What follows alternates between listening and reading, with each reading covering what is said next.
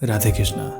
आज की कहानी अगर आपने पूरी सुनी और बहुत ही ध्यानपूर्वक सुनी तो आप अपने जीवन में किसी भी कष्ट से, किसी भी समस्या से, परेशानी से, दुविधा से बड़ी ही आसानी से निकल सकते हैं। तो एक छोटी सी कहानी है लेकिन बड़ी ही प्यारी कहानी है। एक सम्राट था। उस सम्राट ने एक दिन अपने सारे बुद्धिमानों को बुलाया और उनसे कहा, मैं कुछ ऐसे सूत्र चाहता हूँ जो छोटे हों। बड़े शास्त्र नहीं चाहिए, मुझे फुर्सत भी नहीं है बड़े शास्त्र पढ़ने की। वह ऐसा सूत्र हो जो एक वचन में पूरा हो जाए, बहुत बड़ा ना हो, जो हर घड़ी में काम आए, चाहे सुख हो चाहे दुख हो, जीत हो या हार हो, जीवन हो या मृत्यु हो, हर जगह वो काम आए। तो तुम लोग जाओ और ऐसा सूत्र खोज कर लाओ। अगर तुम नहीं खोज के ला सको तो किसी ऐसे विद्वान को मेरे पास में लेके आओ जो मेरे लिए ये काम कर सके। उन बुद्धिमानों ने बड़ी ही मेहनत की, बड़ा विवाद किया, कोई निष्कर्ष नहीं निकला। वे आपस में बात कर रहे थे। एक ने कहा, हम बड़ी ही मुश्किल में पड़े हैं, बड़ा ही विवाद है, बड़ा संघर्ष है और हम कोई निष्कर्ष भी नहीं निकाल पा रहे हैं। कोई ऐसा सूत्र ना ही गीता में हमने देखा है, ना ही किसी और धर्म ग्रंथ में हमने सुना है। लेकिन सुना है एक सिद्ध महात्मा गांव के बाहर आके ठहरा हुए हैं। बड़े साधु सन्यासी हैं, उनके मस्तक पर एक तेज है, क्यों ना हम उन्हीं के पास चलें। उन्होंने राजा से जाकर बोला, गांव के बाहर एक सिद्ध महात्मा है, उनके पास चलें, वो ही शायद कोई रास्ता दिखा सके। वो सभी लोग और राजा उस सिद्ध महात्मा के पास पहुंचे। वो ध्यान में बैठा हुआ था और उसने एक अंगूठी पहन रखी थी। सम्राट ने उसको अपनी बात बताई। सिद्ध महात्मा कुछ न बोला। उसने अपनी अंगूठी सम्राट को निकाल के दे दी और कहा, इसे पहन लो। इस पत्थर के नीचे कागज का एक छोटा सा टुकड़ा रखा हुआ है, उसमें एक सूत्र लिखा है। वह मेरे गुरु ने मुझको दिया था, मुझे तो इसकी जरूरत नहीं पड़ी, इसलिए मैंने अभी तक खोलकर इसको देखा भी नहीं है। मेरे गुरु ने यह शर्त रखी थी कि जब कोई उपाय ना रह जाए, सब तरफ अंधेरा हो, निरुपाय हो जाओ, कोई दीप तुम्हें जलता हुआ ना दिखाई दे, कोई रोशनी की किरण तुम्हें आती हुई ना दिखाई दे, हर जगह अंधेरा ही अंधेरा हो। जब तुम्हारा दिमाग बिल्कुल चलना बंद हो जाए, बहुत परेशान हो जाओ, कोई रास्ता न दिखाई दे, उस क्षण में इसको खोलकर पढ़ना। तो अब तक ऐसी कोई घड़ी आई ही नहीं, उनकी बड़ी कृपा है, इसलिए मैंने इसको खोलकर पढ़ा भी नहीं है।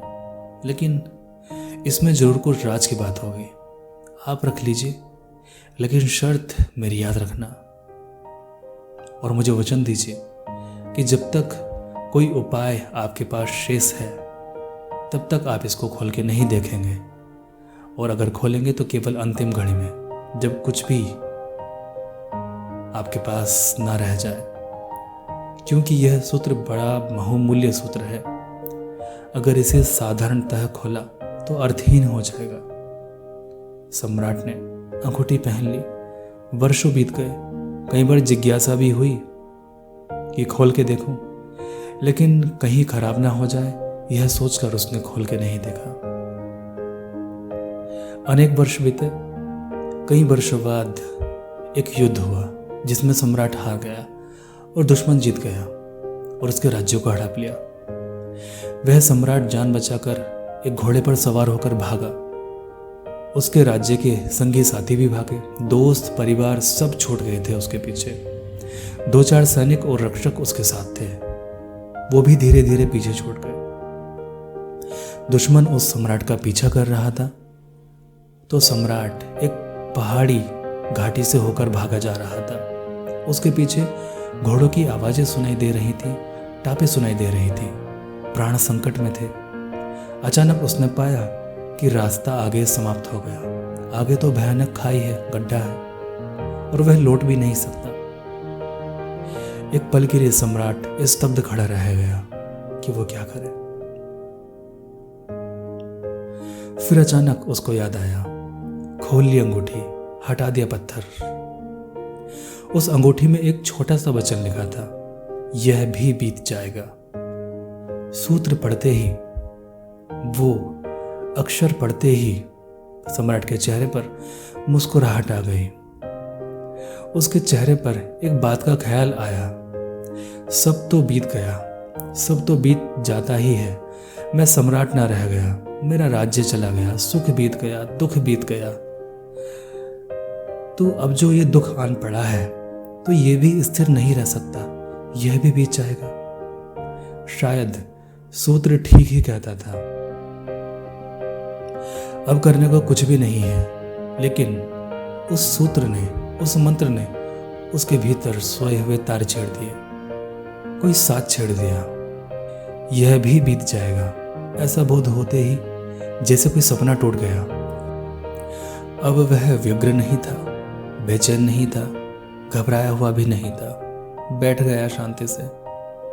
संयोग की बात थी, थोड़ी देर तक तो घोड़ों की टापें सुनाई देती रहीं, फिर वो टापें भी बंद हो गई। शायद सैनिक किसी दूसरे रास्ते पर मुड़ गए थे। घना जंगल और बीहड़ पहाड़, उन्हें पता नहीं चला कि सम्राट किस तरफ गया। धीमे धीमे घोड़ों की टापें दूर और दूर और दूर होती चली गई। सम्राट ने वो कागज का टुकड़ा पत्थर के नीचे रखा और अंगूठी वापस पहन ली। कुछ दिनों बाद उसने अपने मित्रों को वापस इकट्ठा किया, फिर उसने दुश्मन पर हमला किया, फिर अपना राज्य पर जीत लिया और सिंहासन पर बैठ गया। राजा अपने सिंहासन पर बैठा बड़ा ही आनंदित हो रहा था। जश्न का माहौल था पूरे राज्य में। तभी उसने पुनः फिर अंगूठी की याद आई। उसने अंगूठी खोली और कागज पढ़ा और फिर मुस्कुराया, और सारा आनंद, विजय का उल्लास, विजय का दंभ, सब कुछ विदा हो गया एक पल में ही। उसके वजीरों ने पूछा, आप बड़े प्रसन्न थे, अब एकदम शांत हो गए हो, क्या हुआ? सम्राट ने कहा, जब सभी बीत जाएगा तो इस संसार में ना तो दुखी होने को कुछ है और ना ही सुखी होने को कुछ है।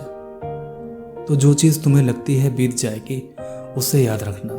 यह सूत्र पकड़ में आ जाए तो और क्या चाहिए जिंदगी में। तुम्हारी पकड़ ढीली होने लगेगी, तुम धीमे धीमे अपने को उन सब चीजों से दूर पाने लगोगे जो चीजें बीत जाया करती हैं।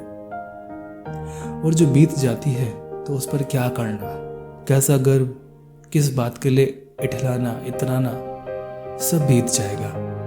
ये जवानी भी बीत जाएगी, और यहाँ इस दुनिया में यह सब बीत जाएगा। ये बचपन, ये जवानी, ये 2 दिन की इठलाहट, ये नाच गाना, ये 2 दिन की तितलियों जैसे पंख, यह सब बीत जाता है। यह 2-4 दिन की चहल पहल, और फिर गहरा सन्नाटा, और फिर मरण घट की शांति। परमात्मा सभी का भला करे।